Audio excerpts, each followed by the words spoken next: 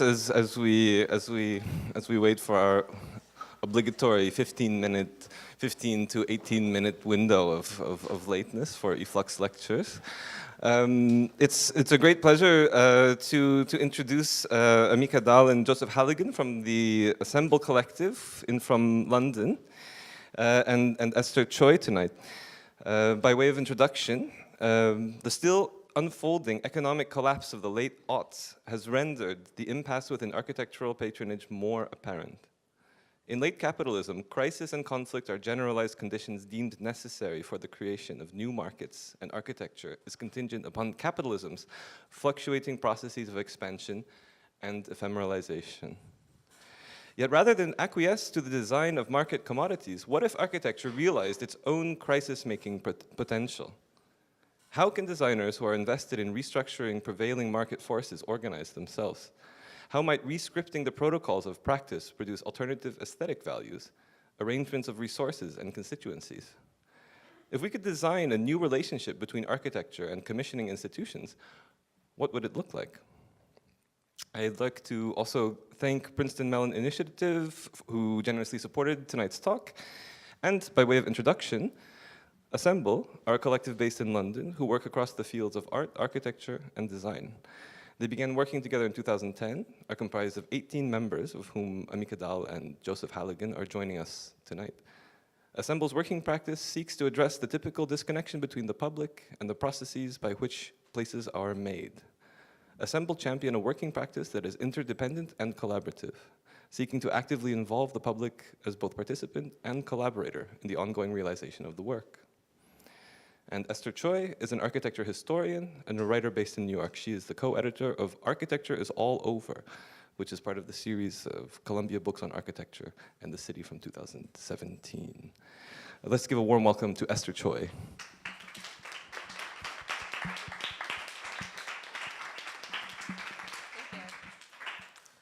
Thanks for the warm welcome. So we decided to frame this event tonight as the coming together of sort of two projects. On the one hand, Assemble, a collective that has come to represent a celebrated alternative model of practice, and Architecture's All Over, a theoretical project I co-edited with Marika Trotter, which aspired to articulate a new range of architectural strategies and sensibilities that seem to run counter to the normative model of client-architect patronage. Now, Architecture's All Over came out quite recently, but the idea actually came about in 2010, and its first iteration was a conference that took place the year after. And 2010 was incidentally the same year that Assemble formed. So I think it's interesting that both projects, let's say, arose shortly after the economic crisis. And so it's with this that we begin this evening's discussion to frame these two different ventures in theory and practice as responses to, I think, a general sense of disillusionment with the established protocols of how we make and tend to think about architecture generally. So I thought I would open up tonight's talks by just saying a few words about the book and the ideas that it explores as a way to frame some of the issues that will probably come up in tonight's discussion. So back in 2010, which seems like forever ago, Marika and I had made a series of observations about the discipline and the profession's so-called like contraction and expansion. And it's become much clearer to me now that it's been about 3 or 4 years of after editing this book, that this is largely a result of being tethered to the contradictory impulses of the market. That is, being tethered to either private capital investment or beholden to produce what Patty Hayda in our book, via Keller Easterling, has very eloquently described as the spatial products of speculative capital. So we asked this question, so is architecture as we know it all over? And in fact, if it is, what next? So in compiling the volume with 22 contributors, we realized that this is actually a historical condition. That is, architecture has always been at the brink of growth and obsolescence. But now, again, 7 years later, after the project first began, it's become so much clearer to me how the situation is embedded in issues of political economy. David Harvey has a really beautiful kind of spatial metaphor where he talks about the ever-expanding surface of capitalism and how we literally don't have enough room or resources on this planet to accommodate this growth. And so there's a kind of constant annexing of new territories to produce new markets, which are increasingly ephemeral. And these, of course, have direct spatial consequences, and architects are typically kind of ever so eager to acquiesce to these markets by designing spaces and, by extension, social situations in which they may unfold, while also being beholden to the kind of creative destruction of the market. But in my view, I think capitalism's mechanisms of expansion and contraction are precisely areas for intervention. And indeed, I realized by assembling this compendium that I came to the kind of rather now obvious realization that just how intrinsically these market flows have driven our beliefs about how we find work, who pays for a project to be produced, what values or attributes make a building or a project important, how we must run our business, and how and by whom it should be built. So really quickly, this is my all overshot.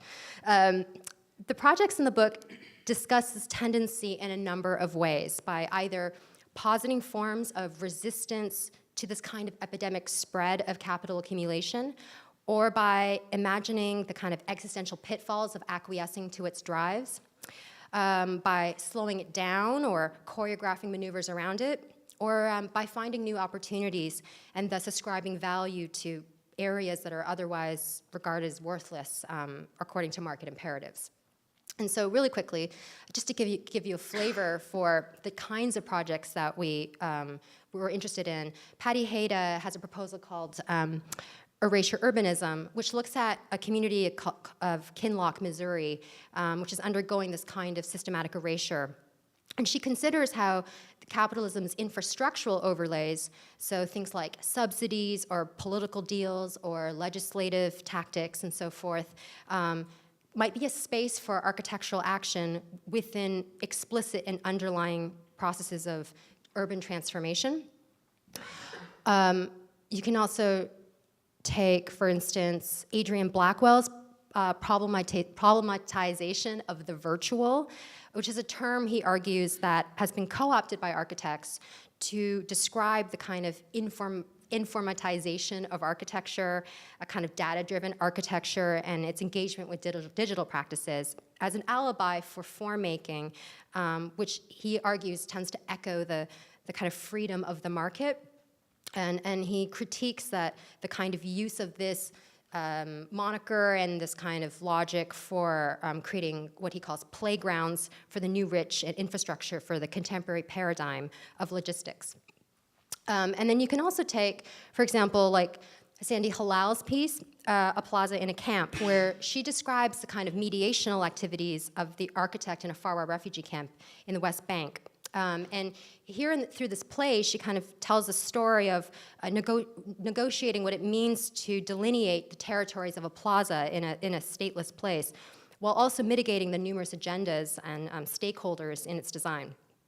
And it really is a kind of really kind of interesting format and discussion for how a certain kind of level, a certain type of engagement will allow a durational kind of unfolding to occur. And I think that's really kind of intrinsic to her thesis. Okay, so I wanted to now just kind of conclude my brief salvo with a provocation, which tends to elicit a lot of emotional reactions from people when I tend to talk about this. And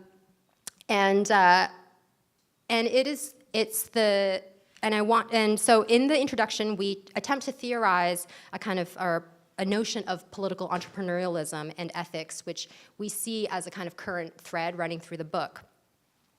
Now, entrepreneurialism, as we know, has been a term and a concept that has come to characterize the zeitgeist of capitalism or neoliberalism. You know, we all are familiar with the capitalist entrepreneur. But in our reference to entrepreneurialism in the introduction, we sought not to define it through capitalist exploits, but to frame it as a kind of politicized opportunity creation that is beholden to not only the individual, but can also belong to the multitude. Joseph Schumpeter, the economist and political scientist, posited a theory of the entrepreneur in 1947 in his essay, The Creative Response in Economic History. And as Hart and Negri outlined in their most recent book, ironically called Assembly, Schumpeter's theory actually changed over time, and their project is trying to kind of recover, re-excavate what it would mean to be an entrepreneur of the multitude. And so I just want to quickly kind of address some of the points they make, because I think it's incredibly timely. One of the first points is that Schumpeter's kind of quote-unquote man of action is not defined through risk-taking, scientific discovery, or or new technologies, but rather it's someone who produces, who kind of gets things done. This person is not someone who just produces ideas. This someone is also not necessarily a manager or the owner of the means of production. The entrepreneur is someone who creates new combinations among already existing resources, such as workers and ideas and technologies, resources and machines. And I think one of the most important points they make is that combinations in this way are always based on cooperation. So I want to propose then that we look. I kind of developed a spirit animal for the entrepreneur. And I take this actually from Jonathan Tate, who talks about the monk parakeet as a model for feral urbanism in the book. But here I'd like to reimagine the monk parakeet as a kind of mascot for our entrepreneurial action. I think one of Schumpeter's errors, and Hart and Negri point this out, was that he tends to characterize this quote-unquote man of action as an individual, and tends to kind of characterize the masses as a kind of very passive agglomeration. But here I'm interested in how the troops can kind of chart their own course, so to speak, and the kind of cooperative potential of the everyday person. Now the monk parakeet is really interesting because there's actually apparently it's now in Brooklyn. It's kind of migrated from South America, and it's now all over the place. But the monk parakeet is really characterized by a sense of resilience and its cooperative, community-oriented mass nesting. Their method is one of rescripting operations and values with existing infrastructure. So this is not a utopian model that suspends reality to produce another critical model, but a kind of scavenging of opportunity within the detritus of lived reality to propose a kind of radically different arrangement or combination of actors and technologies and infrastructures. So in the spirit of the monk parakeet, I leave you with a few questions, and maybe this is sort of just to kind of get the discussion rolling in a way. So what if we were to disaggregate ourselves from these market impulses just enough, because I know most of you probably came from your day jobs as architects, to admit our struggles and our dissatisfaction with the system? What else is possible? And what other questions or considerations might emerge? How might we actually reorganize ourselves such that while we are embedded with this in the system and thus participate in it, we might imagine alternate institutions, more ethical modes of conduct, and unseen opportunities to level the playing field a bit more? In an economy and a society that privileges individualism, the privatization of the commons, that is our social and our ecological resources, as well as continual market growth, what does it mean to come together to design and imagine an alternate vision for a place collectively? How might a group's internal organization, I think what you guys will talk about, radiate outward a different model or a different set of considerations and aesthetics and values? And lastly, but not least, what does it mean to identify needs and opportunities and self-initiate architectural projects based on a community's desires, rather than being beholden to the commissioning process of the market and its governing institutions? And with that, I pass the mic to you guys. I have to actually just get my glasses so I can read my notes. Sorry. We're going to switch it up. Right, hi, hello. Right, so what we're going to try and do is two things simultaneously. Normally when we're in this kind of context, what we would do is present a kind of set of potted narrative histories of our projects, including the context that they emerge out of them, that they emerged out of, the kind of roles that we took, the kind of continued action that they have now. But what we decided to do in conversation with Esther was actually something a bit different, which is talk a bit about how we organise ourselves, so how the projects are made possible in the first place. And we've written some notes, because we've never spoken about that before. I'm a bit nervous, so you'll have to forgive us reading, somewhat clunkily, probably. And while we're reading, because we're not talking about the projects, we're going to show them on a slideshow, and there's going to be some information up. So if it's overwhelmingly dull and administrative, you can screen us out and just look at the pictures, and we can talk about them afterwards. So 2 options. Okay. Good? Good. Good. And so, okay. So it is a bit of an experiment because it's timed. So once we start, we can't stop. So let's go. Some serious watching. Okay. Okay. So earlier this week, this is not our project. Earlier this week, DRMM won the Sterling Prize. So this is really the only architecture prize anyone in the UK pays any attention to. And they won it for this modest timber visitor centre at the end of a formerly derelict pier. DRMM were closely involved not only with the design, but also with creating the conditions which enabled the project to happen. They worked with a community group to secure funding, to develop the brief, help them to manage and make decisions as the project progressed.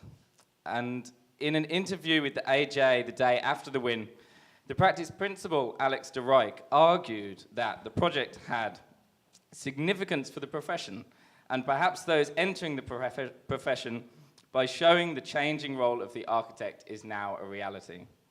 So de Rijk's suggestion is that the much diagnosed descent of architecture into a service profession, one which takes value from one place, rearranges it, and leaves it in another, is giving way to a version of the architect as someone who also takes responsibility for making projects possible, for supporting people of every kind to realize infrastructure that they need and want.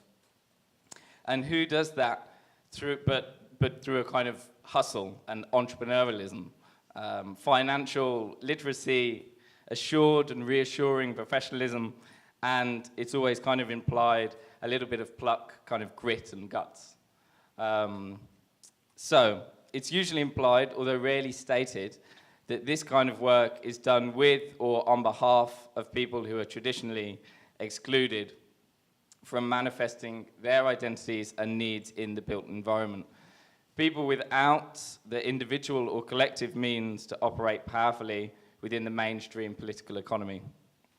Down into the murky dive bar of our collective imaginations, we can just about hear David Harvey as he pipes up and says, "The right to the city is far more than the right to access the resources the city embodies. Rather, it is the right to change the city, and through that, change ourselves." Yeah. It's okay. Meant to go on to our next projects now. Oh, no. Okay. We have to imagine there's an Assemble project there. So I'm just going to quickly talk a little bit about how we understand what we're trying to do. Oh, no, Joe, your head's in the way of all the information. Sorry. Hang on, to back out. Right, so our projects have a common concern with how cities are made. Who gets to be part of the making and using or accessing the value, the opportunities, and the richness that the city stores up. And conversely, who is excluded, and how that exclusion operates geographically, socially, infrastructurally, and culturally. So we're interested in using design to make day-to-day life in cities richer, more joyful and more various, and to enable the city to accommodate a wider range of needs, ideas, and ways of living, to enable it to be malleable to support needs and meanings that we haven't yet foreseen.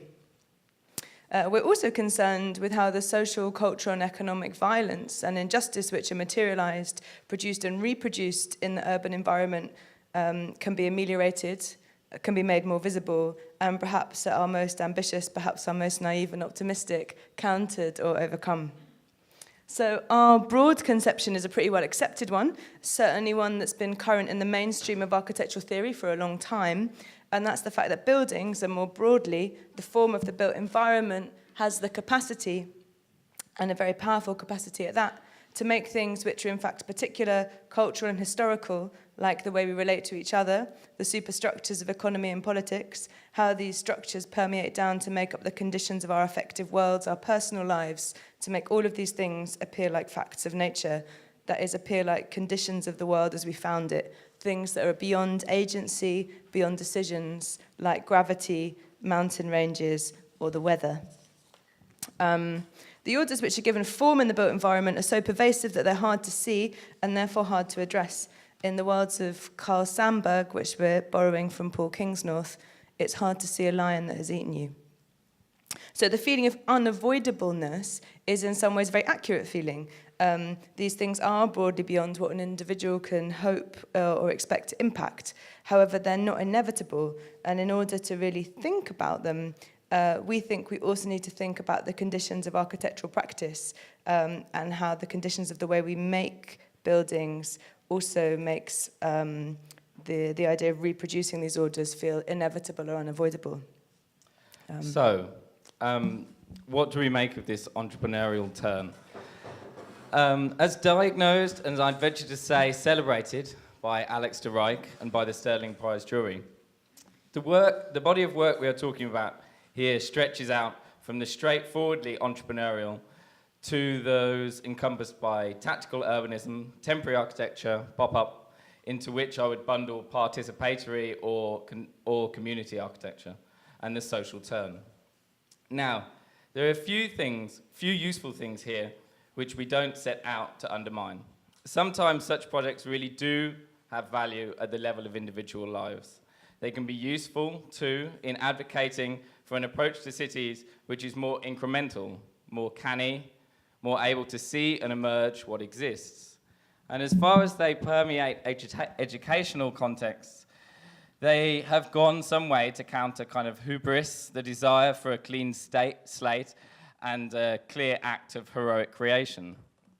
There are also some well-rehearsed kind of cookie-cutter criticisms, particularly re the obvious uses practices are put into kind of hiding the violence and mind-numbing repetitiveness of development, systematic disinvestment, and the way social and political exclusion are manifest in urban geographies, behind flimsy paper palettes and planter screens. So, as Claire Bishop has argued, representations of these kind of projects perform a kind of further act of disappearance.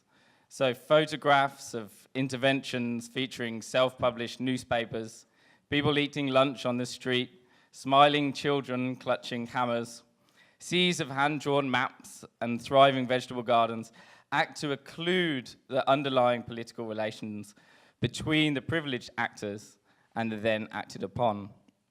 However, there is an additional argument that is raised by the proposal that entrepreneurial practice suggests that another architecture, another world is possible, that it is, even when well considered, sensitive, socially ambitious, even when politically nuanced and co-controlled, even when, dare I say it, even when well designed and well executed, these practices are nevertheless far from alternative, and instead are architecture's adaptation of the next phase of late capitalism, the age of the self-driven, self-starting, self-confident entrepreneur. A kind of a Fordist understanding of political economy proposes that people agree to commit the best of their own time to being a small, atomized part of furthering other people's ends in return for the freedom from need and the freedom of leisure. The great transformation of neoliberalism, then, is the transformation of desire, the restructuring of subjectivity to align its inner desires with the desires of the market, without the need for measured playoffs of job security, free time, and status.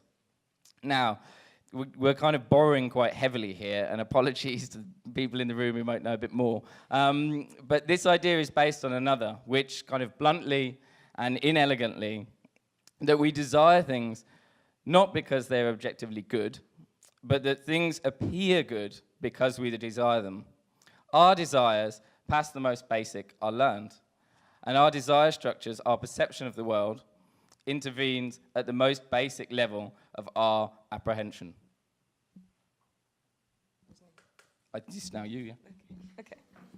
So by this account, the key turn of neoliberalism, entrepreneurialism, is that it creates individuals who accept within themselves the precarity, the instability, and I think critically in this context, the moral and social responsibility that are properly, or we'd argue at least, which are properly collective concerns.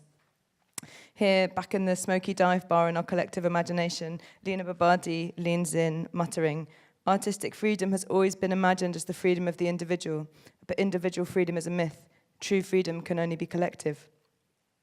So, how does the heightened freedom of the entrepreneurial crusading architect contribute to the conditions of their own limitation?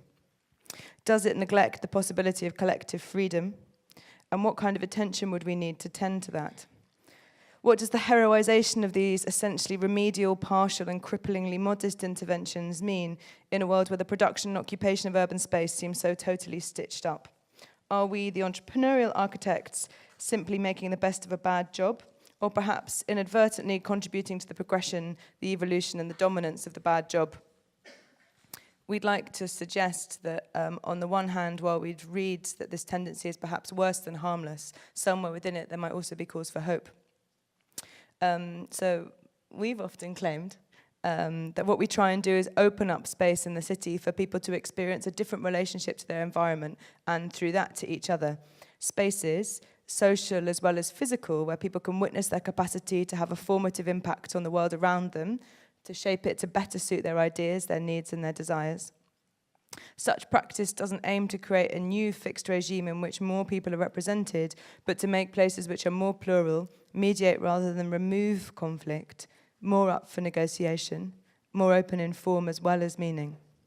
What we're interested in today is the extent to which the way that we practice architecture is in itself possibly something like a space such as that, so, that it changes the way that we relate to each other and the way that we relate to our work. And if there is anything that we might call hopeful within the work that we do, then it's probably somewhere in that. That's where we'll look next. Okay, so there is this idea that if you're not a straightforwardly commercial practice, then somehow your concerns are extra economic. That if you're not hierarchically organized, then you exist in a kind of organic, free-form, ruleless state, that the prioritization of an unpopular set of values is always the rejection of widely accepted ones.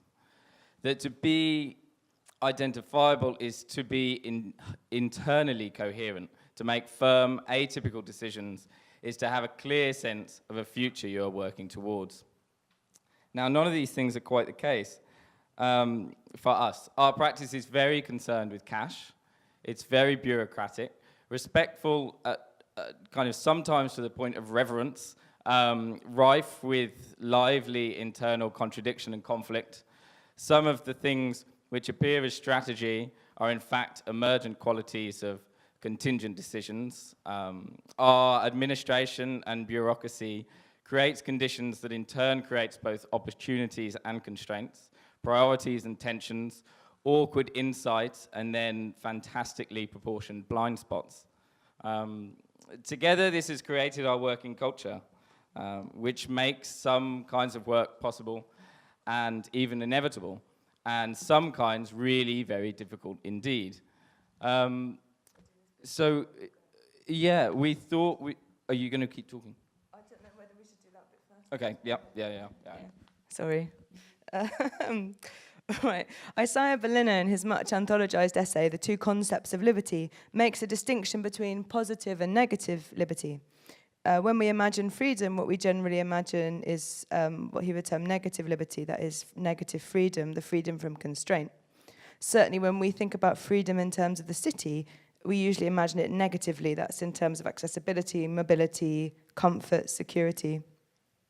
And if we listen carefully here, we can probably hear Joe's David Harvey pipe again. But the other kind of freedom is arguably more important, or that's our argument, I should say, positive freedom, freedom to do, the capacity to act. the means to act formatively and meaningfully. So positive freedom is the capacity to do things rather than the lack of constraint. Assemble is not a free-form, freewheeling alliance, but an infrastructure of collective resources and agreements, an infrastructure which profoundly limits our freedom in the sense of negative freedom. To borrow from Maslow, we need each other, and that need limits our freedom. So what we're going to do now is talk to you a little bit, try and explain a little bit about the infrastructure that we have, the set of agreements and structures that define how we relate to each other and how we do work. Yeah? Yeah. Should we show it or not? Yeah, should we show it? Yeah. Or we could just, yeah, I don't mind. Are you going to read the policies? Well, maybe we should show the thing and then read the policy. Okay. Yeah? Sorry.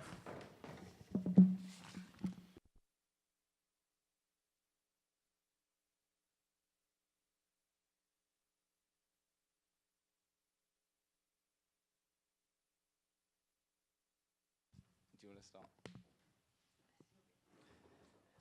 Okay. So, we can give, maybe we give a quick, huh?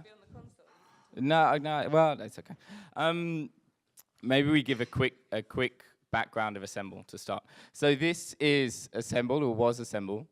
So it started as a really loose, is it working? Great. It started as a really loose group of people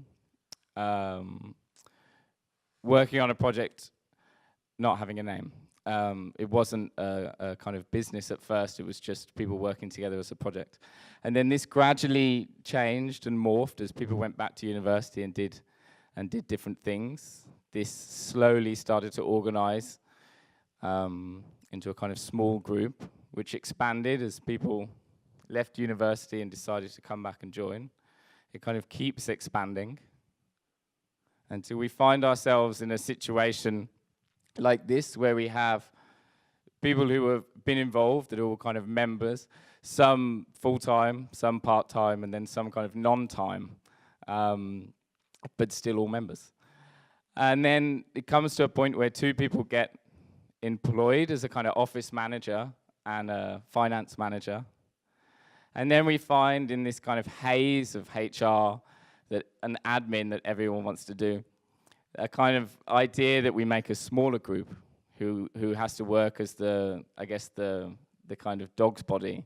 They run the office. And this is a group which changes quarterly as people jump in and out. And I guess, yeah, this is a bit silly. It looks a bit like this. And I guess what we were coming on to say is that what we've done in the last 6 months is invent this thing called the policy. So, yeah. Well, no. I think you can take it over. Okay, so there's this really nice thing that when you draw the diagram and it's just like a soup of people, that you feel like maybe there's this kind of like magical cooperation and constant negotiation and like kind of fraternal goodwill that defines everything. But actually we had an extremely complicated but very hidden bureaucracy that was very difficult to navigate.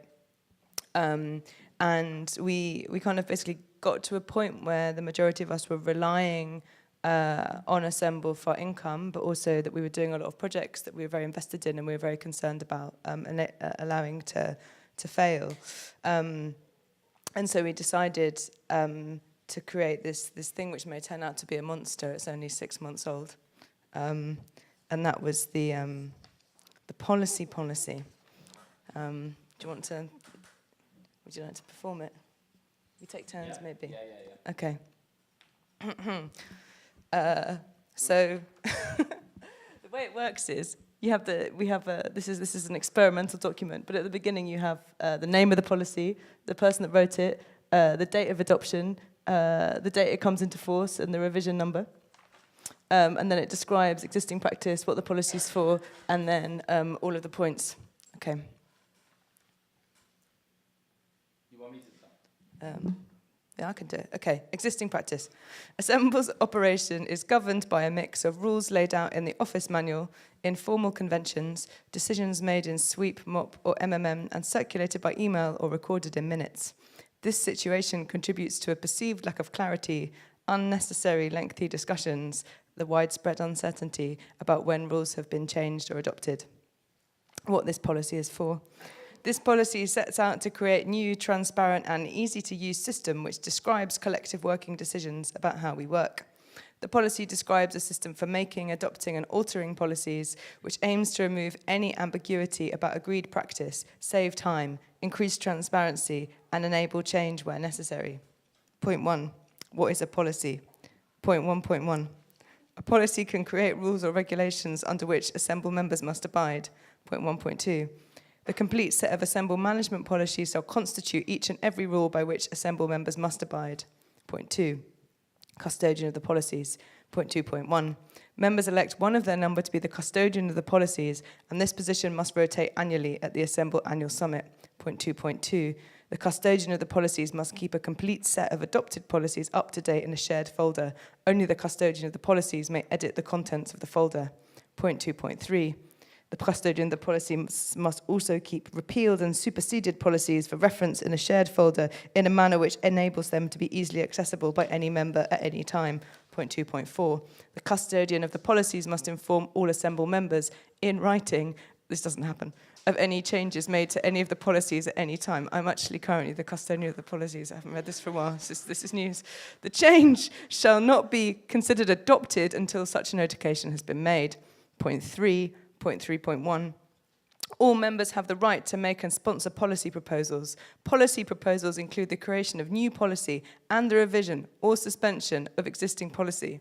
Point 3.2. All policy proposals are decided by simple majority vote at quarterly meetings. We actually now have a voting policy, so that's not really true. Any policy proposal with 2 or more sponsors is automatically reviewed at a quarterly meeting. Point 3.3, the final draft to be voted on must be circulated no later than 1 working day before the quarterly meeting. Point 3.4, decisions which substantially affect policy can only be made at quarterly meetings or an annual meeting, except in exceptional circumstances, as judged by the management committee presiding at the time. Any changes made in this way should be recorded in an additional document in the relevant folder marked policy name, emergency measure, date of implementation, close.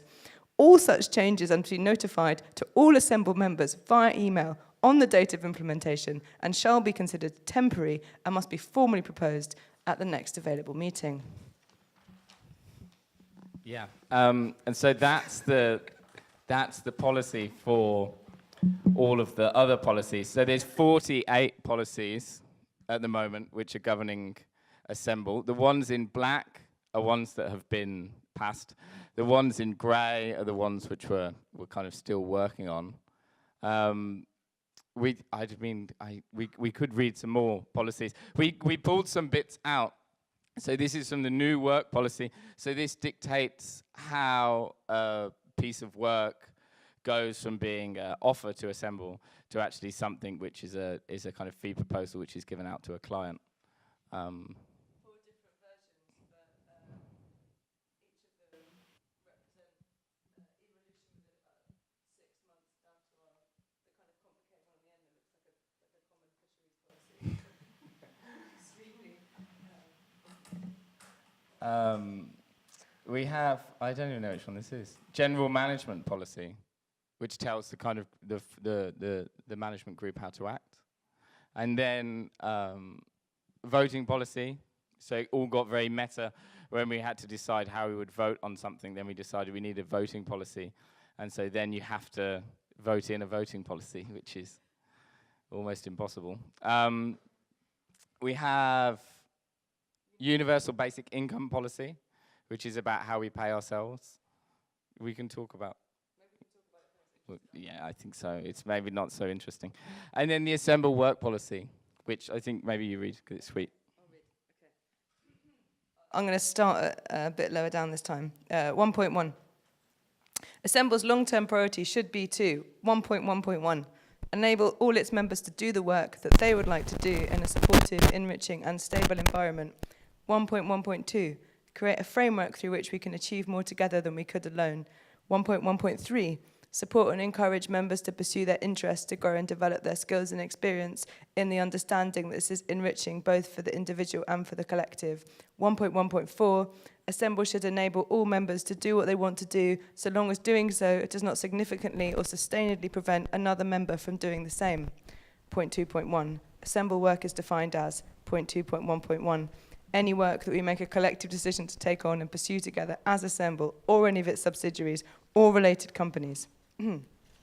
Point 2.1.2, any activity that can be reasonably defined as relying in a significant part or in whole on collective resources. These include reputation, contracts, contacts, insurances, tools, office or workshop space, email addresses, controversial that one, and previous Assemble work. 2.1.3, any work which falls within the fields that Assemble and its subsidiaries would like to operate within, unless a reasonable case can be made for it to be considered otherwise. 2.1.4, any work that an Assemble member would like to do in Assemble. I might stop there, it gets a bit procedural after that. Yeah. What comes next? Photo of us looking very serious from the summit. We're going to stop now. We've got the end Oh, no, bit. there's more, We've got sorry. the bit where we Yeah, there's explain more. why we're talking about this, Yeah. hopefully somewhere. We don't actually, we didn't write. So I guess the reason that we have like really laboriously waded through that is because I think it's very easy, as Joe was saying, to imagine that when something isn't traditionally organized, isn't hierarchically organized, that it is simply the exact opposite of that, which is no rules and no constraints. And no demands. But actually, in order to enable a properly collective practice, what we've found that we've needed is, in fact, to borrow from David Graeber, a utopia of rules, so to create a system which makes total visibility and creates a possibility to negotiate all of the terms of our relationships to each other, to the value that we make and to the work that we do. And I think that the way that we have then worked, the kind of work that we've done, both, I guess that sensibility has arisen from learning that we've done trying to co-create projects in places, but it's also gone on to impact the way that we think about, the way that we interact with the places that we work in and the kind of work that we do. Do you want to finish up?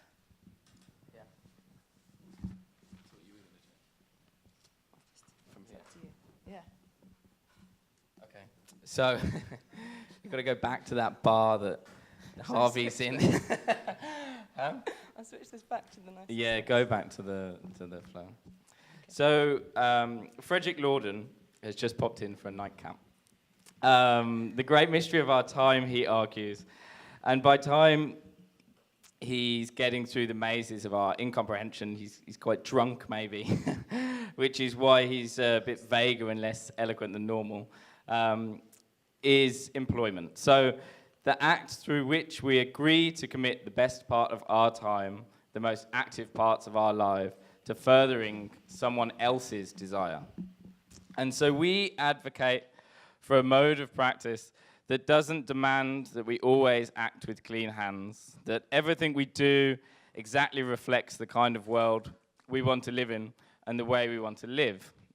It doesn't demand that we make radical breaks, that we invent a new way of working and therefore a new way of building and occupying the city, and therefore a new way of life. Rather, we're trying to achieve a way of practicing which tries to always know better what it is doing, know better the compromises it is making, know better the structures it is participating in, and worries about them, and asks about its action.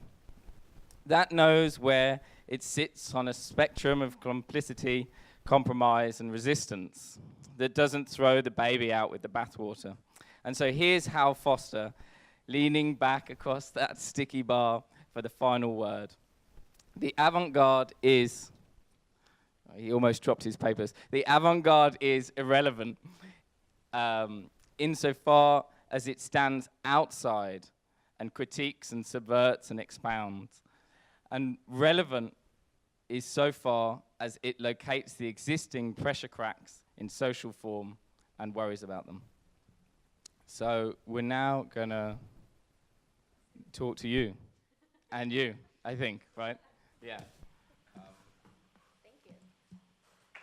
You can clap if you think it was worth it. Yeah.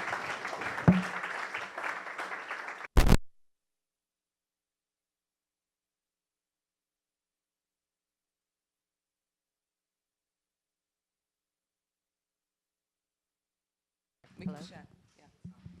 Yeah. Thanks. That was, I think was one of the most polemical talks I've seen you guys give. I've had to I've watched a few of your talks over time. Yeah. So I think that's interesting. And one of the questions I've always wanted to ask you is, when you formed, you didn't really have like a shared manifesto. And I think, to be honest, I mean, when I wrote a piece about you guys in like 2 years ago now for Artforum, and it was really difficult to write about you because there was a kind of like, I think like a lockdown in the studio, like you didn't, this is the Turner nomination and all that stuff, and so it was really difficult to understand sort of where you positioned yourself, and so I had to kind of like rest on my own, my own devices to say, but there clearly seems to be a kind of shared belief system, though, or a set of values that are undergirding how you achieve a consensus. Can you talk about that? I guess one of the first things to say is that one of the reasons that we don't have a manifesto is actually because within us we don't have a consistent belief system, right? So there's different people with different politics, different approaches to architecture, different ideas about what it means to work together. And if you'd had different two people responding to this same topic, you'd had a different argument. I think that's fair. Mm-hmm. Yeah. What was the other part of your question? Well, then what motivates you all to work together then? Because there's clearly a very large group of people. There must be there's a desire to work together, I guess. Right. Otherwise we wouldn't work together. Right. But maybe that's as far as it goes, in that respect. I don't know. Yeah, I think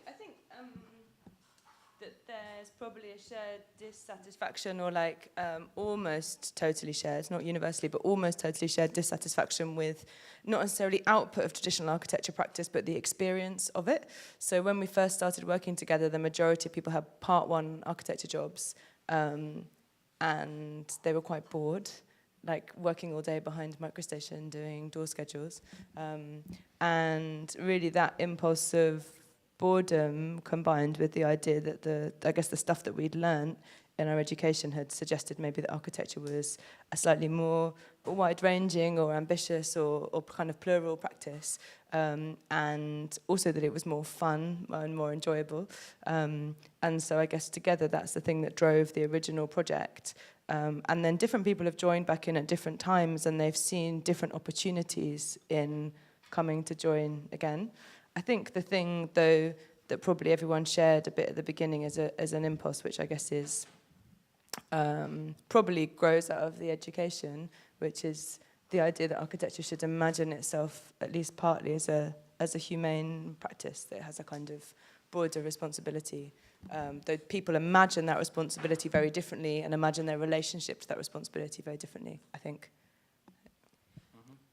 So how important is it then that you achieve consensus on the intentions for a project? So if I were to pitch a project to you and, let's say, because it's like, I think two of you have to be interested or something or drive it to the group. So, but what if your both sets of your intentions for a project were radically different? Like how would that work out? Sometimes that's when it's best, because you have to negotiate it out all the time.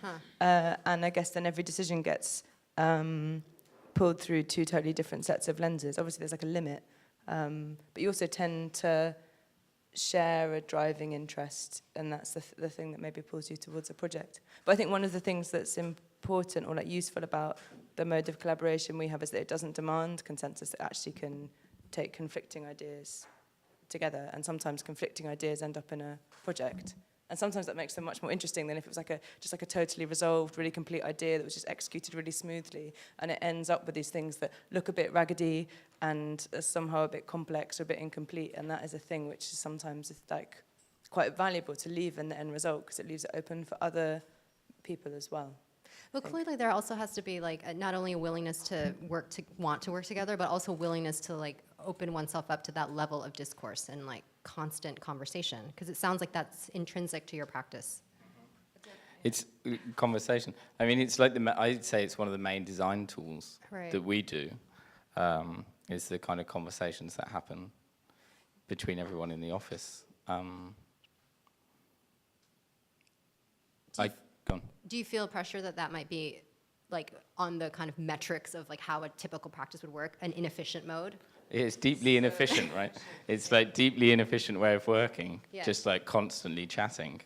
It's like a boss's nightmare, you know, constantly questioning everything. But, you know, I think it makes, as Amika says, it's like you never end up with this singular vision that's come from one person's mind, but something which is a kind of mismatch, which is a kind of complexity, which I think is what makes good architecture and projects. Right. This complexity and this kind of contradiction that like one part of a project will be one way, and then there'll be this weird thing, you know, that someone else was pushing, which got compromised, you know, from there. But, you know, that's what makes interesting architecture, I think. Yeah, I wonder too. I was just thinking about the way that some of your projects, like the Granby project, for example, like relies so much on a discursive engagement with the community that it's not a kind of like, you know, like dash in and out type of job. That it's a really like a long investment of time, you know, and commitment.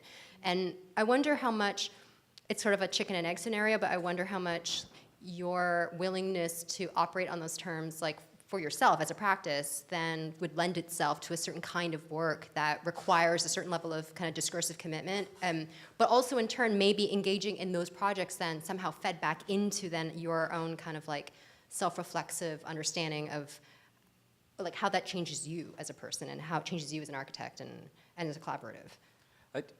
I mean, I definitely think that the way we work, and we said it, it's like allows us to do some types of work and kind of stops us doing other types. It's like whenever a brief or conversation comes in, it's always the first thing is questioning that and deciding whether, and like some clients are not up for that, you know, it's like they want something and they want the product. So some kinds of buildings, some kinds of projects you can't build that way. Like, so we had this discussion a couple of months ago about a big public realm project, loads of which looked really exciting, but involved like 50 kilometers of bike lanes. And we were like, no one in the office wants to spend however many months drawing bike lanes. And that's not necessarily a good thing, right? Because they're good things to make, but like, so that's something you could imagine as a limitation, right? 'Cause you don't do the project because no one wants to do that work. But the flip side of that is that when you are doing work, it's work that you have decided to be interested in, and no, you're not under a mandate from anyone else to be interested in it. So you find your own reason and your own meaning, and you work through it until it means something to you, and you develop relationships within it. And then I think that's what enables these slightly unusual modes of engagement that give rise to, I think, probably the more interesting ends of the work, or when the work is interesting, it tends to come out of those dynamics. So it's like, you know, it's a double-edged sword. Yeah. How important is membership then in Assemble? Like the image of the summit, I always love that image. But I always wondered about like your own, if you feel self-conscious around the fact that you might be becoming incredibly like institutional in a sense, you know? But at the same time, you know, with 18, what are you, 18 members now? I'm not sure. 20. So another one over there. Oh. It's Alex. Hi. He's back Hi, in. Alex. Yeah. So, but at what point does it, like, how do you define membership? At what point does the thing grow and contract? And it's really difficult. I mean, one of the things that we're working on at the moment is a membership policy to describe how you can become a member. Because actually what we have is there's a group of 20 which are formally engaged, but it's actually a much, much bigger group who are regularly engaged in our work and actually make super formative commitments and contributions to it. And what we're trying to work out now is how we use the kind of our institutionalization to enable that to expand. It's like, in a way, one of the reasons to formalize was to make it more possible to grow because it's clearer and more visible and you can negotiate these things up front. One of the, I guess, things that's difficult is because it is entirely flat, and it's actually flat in the sense there isn't really any hidden power structure either. Once someone's inside, they have an equal right to everything that Assemble is. And I think that, in a sense, like, it's just going to make the jump when we first get new people, like, quite a big jump. But I hope we're going to do it. Mm-hmm. I think we are. Yeah, Yeah. I hope so. Otherwise I'll be working with the same people for the rest of my life, which would be great. But maybe we should open this up to questions, unless you guys have things you specifically would like to chat about. no, we're easy. Are there questions from the audience? Colleen, should we like?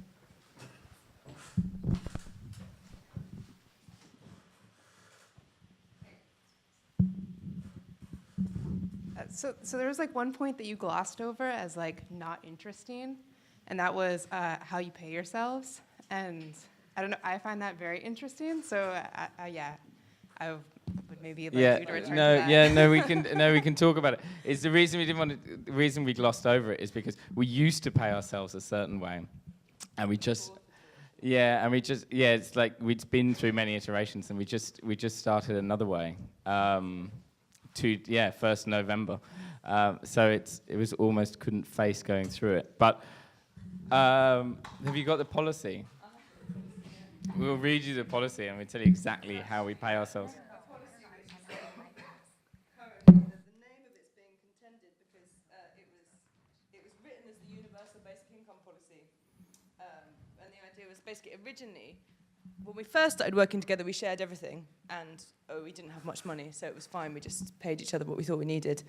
And then as the business became more complex, we formalised that a few times so we could share everything more equally and have money left over to do stuff that we wanted to do.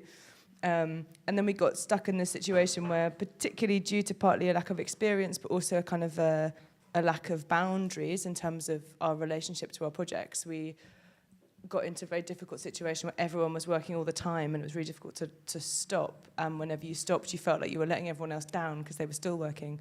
So we switched to a system which was supposed to be very temporary, by which any money that a project made, whether that money was contributed by Assemble, whether that was fee that came in traditionally, whether that was fee that we generated, would be split. And so Assemble would get half of it, and then the team working on it would get half of it, and then they could distribute it as they saw fit. They'd also be responsible for managing the budget and for managing the resourcing. And basically, it wasn't a very nice system for a lot of reasons. It did some good things in terms of giving us real freedom. You could make your own decisions to work less, and then that only really affected you, or to work more, or to take on a project that was financially inviable, basically because you really wanted to. All of those things were good, but... It safeguarded Assemble as well. Yeah, it did. As a business. It kind of put, like Assemble always gets 50% before any work takes place. So it's like you can work as hard as you want or not work, but Assemble always gets its cut. But so the things that felt destructive about it, though, was it led to an inequality in terms of what people were earning. And it felt like that didn't really represent anything meaningful about the value that people were contributing. And it also led to a kind of precarity, like you were never, if your client didn't pay for a while, then you didn't get paid yourself, and that felt kind of unfair and difficult. It also meant that there was a lot of administration. So we were like, what we're going to do is have this universal basic income where everyone gets enough to survive, and then on top of that, you get to decide what work you're going to do, and you get a portion of that. And then we went through this elaborate voting system trying to work out the level of the universal basic income versus the amount of money that was drawn from the value that you generated, and very unexpectedly voted for 100% FIRE. So it's not really universal basic income. We it's just actually we voted in the salary policy. So that's now how we get paid. I mean, it's really long. I don't think it's so fun to read. But the way that we've tried to retain some of the things that were good before is that there aren't set hours or set billing targets or anything, but there's an understanding which is set collectively of roughly how much work we think that we need to do, plus roughly how much money we think we need to generate to sustain the practice, but also to fund speculative work that we want to do, and support organisations that we've set up and things. And then the group inside the nose of the clown, they review that once a quarter, and then they use that as a basis to have the idea is we'll use that as a basis to have a conversation if anyone is, you know, horribly overworking or struggling for any reason. So that's how we literally pay ourselves, but I'm not sure. Did you mean more like how do we make money? No, I mean, that was, yeah. Okay. Where are you? Okay. No, I mean, it's like actually so fascinating to hear the nuts and bolts of like how you're self-organizing because, yeah, I mean, I feel like it's like kind of the dirty stuff that no one wants to talk about, but like actually. Like the weather. Yeah, we're up for talking about it. We're not like, we find it really interesting, but we worry about it being a bit boring. Yeah, yeah. I actually just want to build on the same idea. So I don't want to go too far, but what you were saying, how do you make money? Because a lot of the projects you have in the back are 60 to 80% self-generating.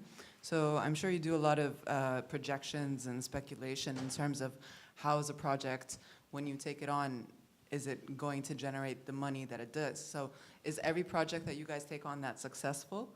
And how much of that, or has that been the driving force behind you guys being able to set up and afford to distribute a salary to everybody? And my final question is that salary the same for everybody? Because it seems you have a very horizontal structure anyways. So does that come through as well? Yeah, it's the same for everyone. It's the same for everyone, including... it would actually represent a slight pay cut for our office manager, so we haven't made her join our salary scheme. But for everyone else, yeah, it's completely flat. Yeah. In terms of like the economics of the projects, it's probably the first time in the whole of the last 8 years that we've really been in a position where we were sure enough of the volume of our cash flow that we're able to commit to it. So like realistically, it would have been good at other times, but I think we wouldn't really have been able to honour it. And the way the projects work, we're getting better at it. I mean, like there are some up here which say self-funded, but there are also some which say like labour of love, which is just like a euphemism for like we didn't make it, more like, you know, it's like the economics just didn't work. But some of our projects generate income as well. So we've been really interested in building affordable workspace for like the messier kinds of work that are getting pushed outside of the centre of cities. And we also use them to support our own business, so to make infrastructure that's shared by lots of different businesses that none of us could afford independently.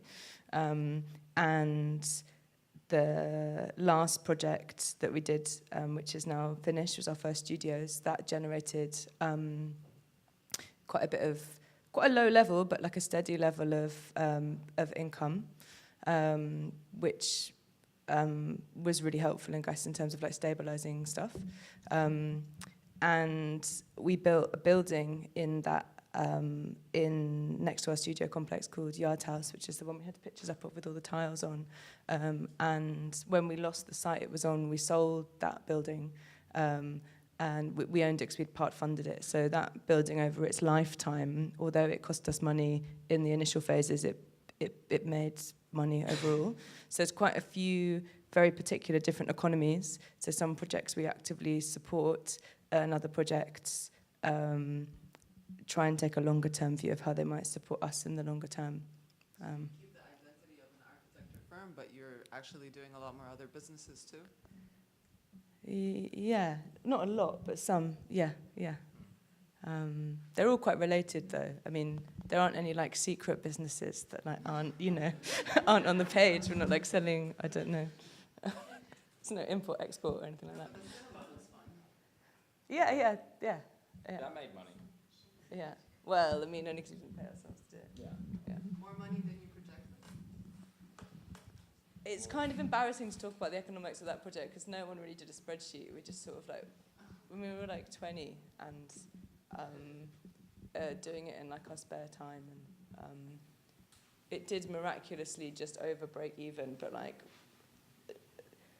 yeah. Even it's of what though? I mean, yeah, you don't without know how any much we work. spent, but it felt, when you're selling drinks and selling tickets, it felt like It helps, it yeah. was making some money. Yeah, there was a while when the economics of the practice were quite difficult because we were doing quite a lot of very embedded projects that weren't turning over a lot of fee, and we actually ran a bar and a little pizza restaurant from the front of our studio for a while, which made money for a bit and then started losing money, so we closed it. But there's like a lot of push and pull like that, where we use some resources that we have to stabilize things that we want to do more broadly. Just that the progress of your own architecture firm is kind of the progress of the capitalism versus the social space and community that you're building up. Yeah, like it embodies lots of the dynamics that we were talking about. Yeah. Yeah. Yeah, my question is, I guess, about your future growth and how you kind of see how you can kind of fold in a feedback loop into kind of the lessons learned of the projects that you have already. As you kind of take on more complex projects, larger projects, how do you maintain the ability for everybody to work and do with freedom, but also to kind of, to use a more traditional term, maintain and improve your delivery of the projects? How do you kind of add on that additional level of bureaucracy and, I guess, training for your new members when you adopt them into this culture? We haven't had anyone new yet. We haven't taken anyone new, no. And I guess we're hoping that the kind of policy, this running kind of policy as boss, is going to allow this to happen. But we haven't taken anyone new. No. We spend quite a bit of time, I guess one of the ways that, like, I guess in some ways your question is like a quality assurance question. And the way that we operate that is really through, it's just like super traditional through lots of group crits and through the way that we structure the resourcing on the projects. So the way that teams work, so you have managers, but also people that are there to review, and then other people that contribute to the design, and then there's like a system which brings that back through collective review. Then lots of projects also have people that they reach to which are outside of Assemble for support, and sometimes they're really, really formative in terms of helping make difficult decisions or reviewing design. We did actually have some diagrams about that, but we deleted them because we were like, this is it's too many flying arrows. But I guess a lot of those things are actually pretty conventional, but they just use groups rather than like a hierarchical system to review and approve. And then do you find that there's like a constant feedback between different various stages of a project? Do members on different projects, I guess another way to frame the question is how aware or how familiar are different members of the larger collective with everyone's project?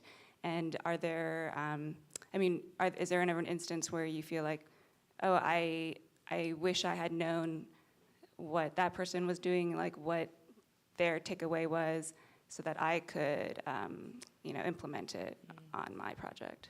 Yeah, we have this procedure called lessons learned, where when you've closed your project, you have to bring like a document of your lessons learned to group presentation. But there's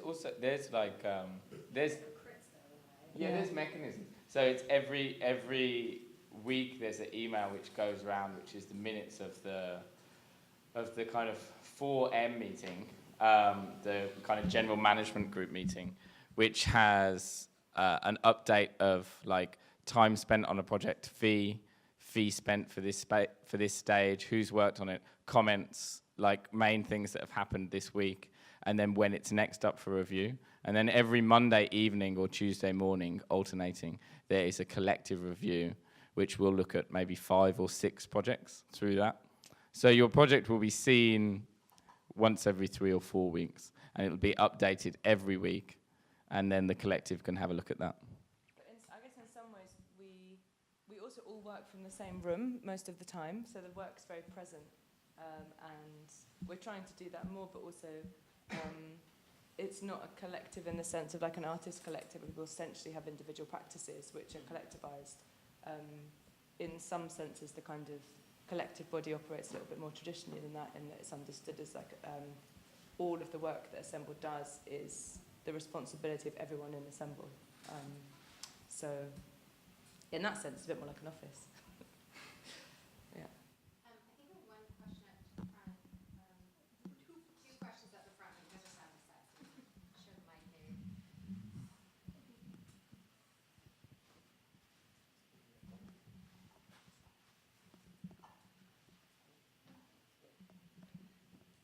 that's 3 questions because I have 2. So what aspects of British social security do you think helps the practice like this? I mean, universal healthcare is one obvious one in contrast to America, but I'm wondering if there's anything else that makes it easier to go solo and take risks because there is a social security net? Yeah, I'm sure it's totally transformative. I mean, we don't really have any experience operating outside of that. But yeah, in terms of like your deep insecurity, it's not present in the same way in the UK. I mean, the other big obvious difference is the cost of architectural education, in that it's something that it's not desirable but possible to walk away from, right? Because the level of debt that you're in it's different. It's a really different thing, but also the way that debt's structured. And I think that would be hard to. It would be like easy to underplay what role that has, but I think it probably is like super formative. I don't know. I mean, the other thing is just that a lot of our early work was commissioned by local authorities, and paid for, particularly the first few projects by the Greater London Authority, which had a very strange system in place for about 5 years where boroughs can bid competitively for pots of regeneration funding. So rather than having a centralised strategy which had a vision which was kind of coherent and had a long-term future, instead boroughs had to team up between like planning and regen and pitch for like decided projects with clear briefs. But the one thing that meant was that there was an opportunity for small practices to compete for projects that would normally only be available through big tender frameworks. And like, you know, that's kind of a quirk, but that was also like really enabling. And I think that we probably would be quite a different practice / maybe not one that works so coherently at all if that hadn't been available at the time. So I think those things, they're probably like, you know, comes in from lots of different angles. Does that make sense? Right, yeah. And my other question is, now that you've been working for a few years, what processes of conventional practice do you find in terms of production or creating architecture that you've eliminated because of who you are and because it's not a conventional setup? And I'm presuming you may have help that comes and goes for production needs. I don't, you clarify that or so. Really, you know, what is the chaff that you have cut out? This is one for you. Yeah, I know. I only worked in practice for about 6 months, so it's hard to know what the conventions are. But yeah, we don't really hire in help. I'm trying to think if we ever have. We have done twice for like a few weeks. Yeah. Once we did it as an experiment just to see what it would be like to have someone in the office. So we did it at a time when there wasn't really pressure on work. So, and once specifically, again, it was partly experimental in response to a big set of deadlines on a project that was on site. And very you're not limited. going bonkers on renderings, for instance. Right. I wish. I wish I knew how to do good renderings. No, I mean, I think we're quite standard in terms of like making architectural, like making buildings. It's like we still draw plans and we still draw sections and we still make models and have document. Yeah, exactly.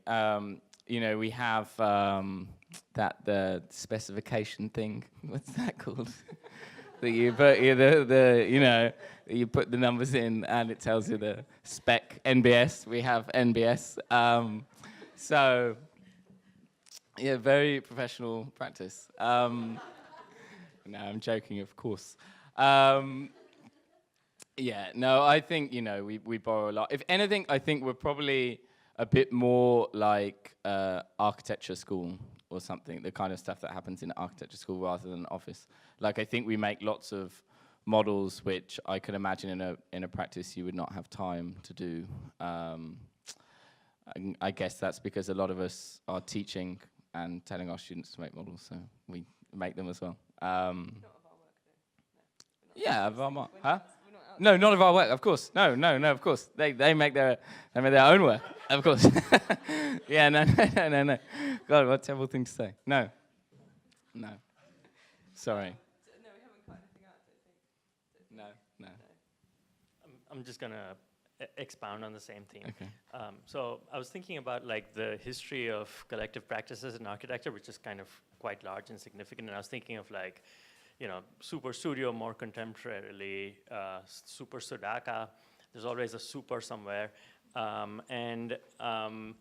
it seems like a lot of those practices had like an interest in forms of utopia, forms of speculative projection. And what I find very interesting is that there is, everything you showed us seemed to be very hands-on. There's like concrete being poured, and it's like, kind of grungy. And I think that there's a kind of very deliberate way of crafting a practice that seems to be, at least to my eyes, from what I see, kind of very, very hands-on in some sense. And I just wanted to hear your thoughts on it, because I was kind of a bit disheartened almost when you said, I wish I could make more renderings, because I was thinking, wow, this seems to be like the whole point of creating a practice like this is that you can do some work like this. But my question more is that connection just in my head, or is that a connection that you seek, or do you see that the kind of, to borrow a term from Joseph Beuys, like is the practice really the social sculpture? All the 1.1.1, is that like all the different kind of things that you were reading, is that really the thing that makes your practice unique?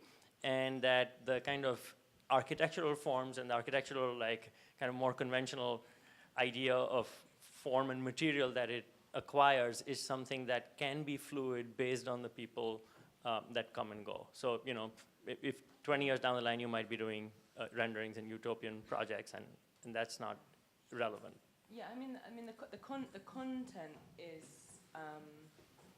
The content and the form is up for grabs. The thing that I think probably is the practice is our shared conversation about what we're doing, and the kind of understandings and misunderstandings, and also like conflicts that we have about what we're about, and what constitutes a good decision or the limit of responsibility or whatever, and the way that those sensibilities that have built up over time. I think like one of the reasons it feels really hands-on is because it's really hard to photograph the stuff that isn't really hands-on, actually. And something that we have a problem with, I think, generally, is articulating the value of the stuff that we do that's beyond the very material or the kind of craft-based stuff, which is a significant part of the practice, actually, things which are more to do with organizational development, or brief writing, or research. And from our point of view, there's actually a super intimate connection between the thinking and the learning and the projecting you do there, and then what you decide to do when you are doing something more concrete. And I think that we are sometimes quite involved in undermining that value, not deliberately, but we haven't really worked out a way to kind of hold it and articulate it clearly. I think that when it comes to I think there's somewhere in your question, there's this thing about, feels like there's a thing about a bit of a question about like where you intersect things, like, whether you're acting in a way which is quite abstract, but maybe interested in structural questions and like future projections, or whether you're acting at this very, very like modest scale, right? And I think probably what we've usually tried to do is we've always had conversations which are very wide-ranging, but I think what we're all interested in is then what happens when you actually go and do something, how it changes your concrete action. And sometimes that is like not at all, and sometimes it's in quite subtle ways. But the conversations that we have, which are the thing which kind of hold us together, they do colour the decisions that you make at that very like granular level. And it feels like the discussions that you have are which are the most valuable and worth pursuing are the ones which inform that the most. Which doesn't mean to say that like we always want to be like, we're only going to do stuff, or we only want to do things when we're like mixing concrete, and like, there's no role for advocacy or for criticism, but that somehow the thing that we're all interested in is how you hold those two things together and keep them in conversation. and like both of them seem useless without the other. Like there's no point doing stuff if you don't really know what you're doing or why, and there's no point, from our point of view anyway, because we're not writers, and that's not how we imagine ourselves. There's no point us having those internal discussions if that isn't in some way manifest in the actual decisions that we make and the situations that we create. What do you think? Yeah, I think, you know, I also think there is an interest in making. I mean, it's not visible. It's like there's obviously very visible here, and the other aspects which Amika's talking about are also part of it, and they're harder to photograph. But yeah, like the first two projects were all about like us making stuff with our hands, you know. So yeah, and we really, you know, we've really equipped ourselves up for that. Like we have the space in which we work has got a kind of huge area at the front, which we could rent out, but instead we just keep it to make stuff. So it's like, as a business, we're actively paying and supporting this method of working to quite a large financial degree, actually. We could we could make quite a bit of money off that space. But it doesn't feel fixed, right? It's not like a, yeah. It doesn't like character everything. It's like a kind of under. Yeah, no, it's just there if you want it. Thank you. Maybe one last question.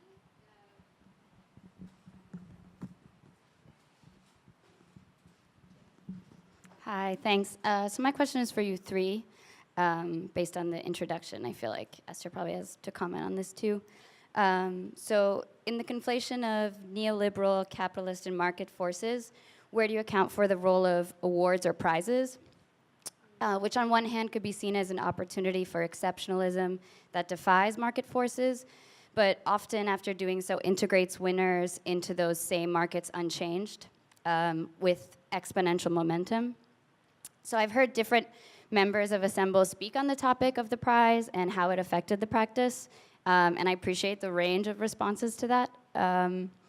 But I guess I'm also been thinking about like Bob Dylan, for example, being a poet laureate, and that being on the other side of the spectrum of what a prize can do, which is basically reinforce sort of known popularity. So what is your position on awards given your personal experiences, and how do you see that fitting into or defying these systemic economic forces that you guys are all commenting on?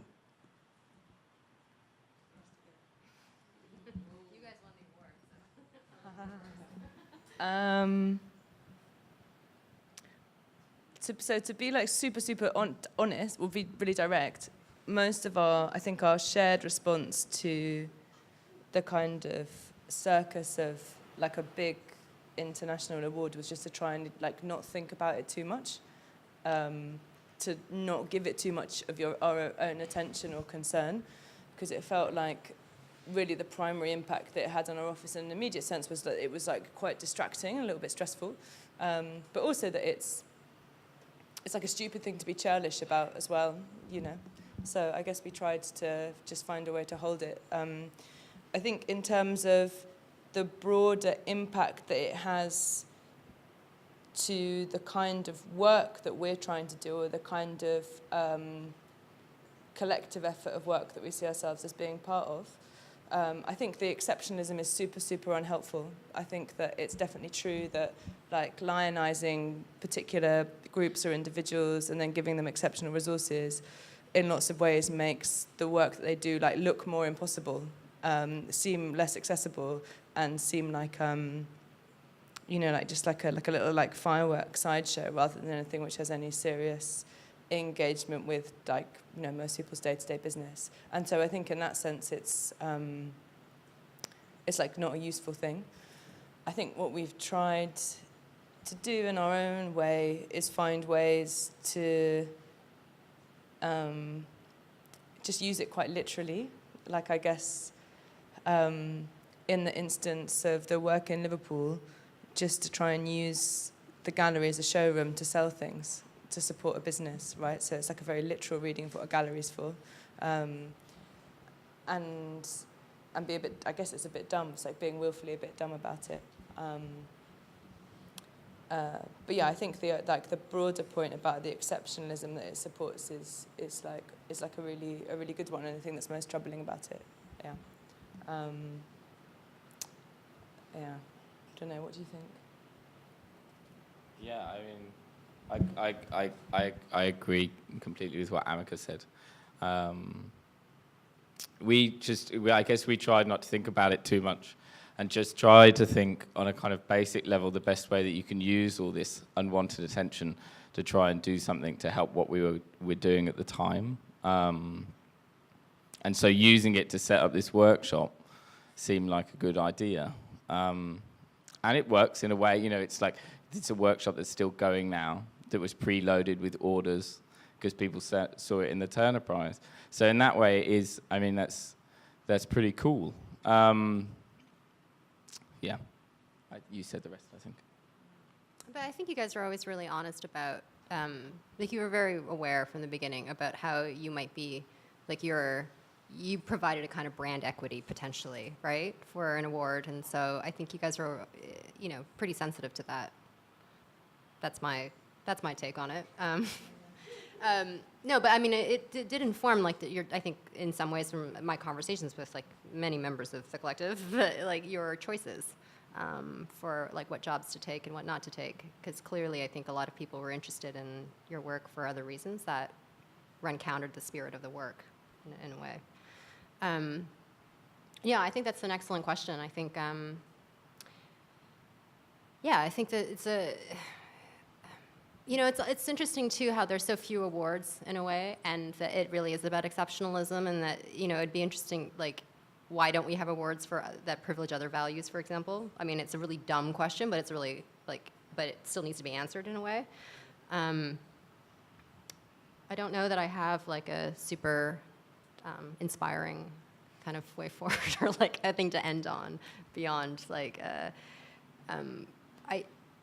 I mean, this is a question that really I'm very much invested in right now, but these questions around commissioning institutions and how can we intervene in those sectors, And so even as someone who's a writer by trade, or a historian, how can I intervene in that particular sector is something that really motivates me. But it's not something that I feel at this point I have a tidy answer for in any way. And but I do think it's healthy on the one hand. I appreciate that you were saying that one doesn't want to be childish and refuse the award. This is essentially the KLF problem. When the KLF came up with the anti-Turner Prize and gave it to Rachel White-Reed and said you are the worst artist in the world and you have to take this money or we're going to burn it. And so she was left with this dilemma of, do I take this money? And so clearly, there's a way in which you can take the money and then kind of produce a kind of more ethical outcome out of it, or something that can actually, redistribute the wealth in a way. But I think at the same time, you run the risk of this kind of amelioration, kind of, which is still a strategy of the kind of neoliberal strategy, right? Of kind of ameliorating problems by just financing little pockets of money here and there to make things just kind of a little bit better, Yeah, watering, just tending to the garden a little bit. So I don't know. I don't know that there is for me at least, a clear answer yet. One thing I think that we learned is that the whole Trojan horse thing just doesn't really work. We tried quite hard. We were okay. We actually find it surprisingly difficult to use the Turner Prize to sell household objects, because it's you think that you can take the attention and turn it to do something good, but actually it has its own intentions and its own logic and its own reasons for being that you're not going to win. You're not going to win it. It's not a malleable field. And I think in that sense is one of the reasons why we've just tried to sweep the table of it, because it's not manipulable in that sense. It's the story that someone wants to write, it's the story they want to write, and it's not the story that you want to tell. And it's kind of up to you if you engage in it or not. But I think it's very easy to be try and be a bit Robin Hood about it. But I'm just not really convinced that that's a good reason to do anything, because I think generally the values of the thing that's giving you the attention are the ones that dominate, basically. Don't know.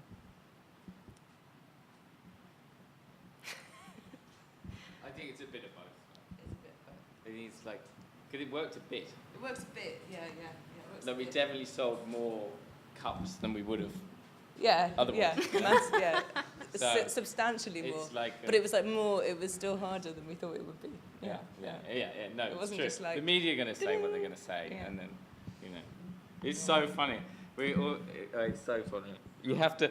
We were having this trouble about trying to get the story across, and we actually we spoke. A friend of a friend came in who did media, and she says that you just have to say the same thing. Like you have to say one line over and over and over again in order to get that line, until it's like when they go to the edit, they're like, well, he only said one thing. So they either don't run the story or they have to run that.